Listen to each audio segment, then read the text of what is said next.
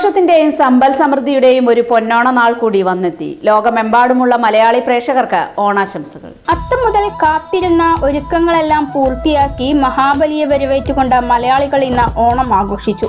വർണ്ണാഭമായ പൂക്കളങ്ങളും വിഭവസമൃദ്ധമായ സദ്യയും തുടർന്ന് കലാകായിക പരിപാടികളുമായി ഓണം ആഘോഷിക്കുന്ന തിരക്കിലാണ് ഓരോ മലയാളി കുടുംബങ്ങളും. ഓണത്തിന്റെ ഗാംഭീര്യം സദ്യ തന്നെയാണ്. അതുകൊണ്ടായിരിക്കും ഉണ്ടറിയണം ഓണം എന്ന് പറഞ്ഞു വെച്ചിട്ടുണ്ടാവുക. ശർക്കര വരട്ടി, കായവറവ് മുതൽ 12 കൂട്ടം വിഭവങ്ങൾ, 2 തരം പായസം, ഇതാണ് ഓണസദ്യ. ഇപ്പോൾ പിന്നെ എല്ലാം റെഡിമെയ്ഡ് ഓണമല്ലേ. തിരുവോണം ഉണ്ടതിന് ശേഷം ഓണക്കളികൾ, കുടുംബങ്ങൾ തമ്മിലുള്ള ഒത്തുചേരൽ കൂടിയാണ് ഓണം. എല്ലാ മലയാളികൾക്കും ഓണാശംസകൾ.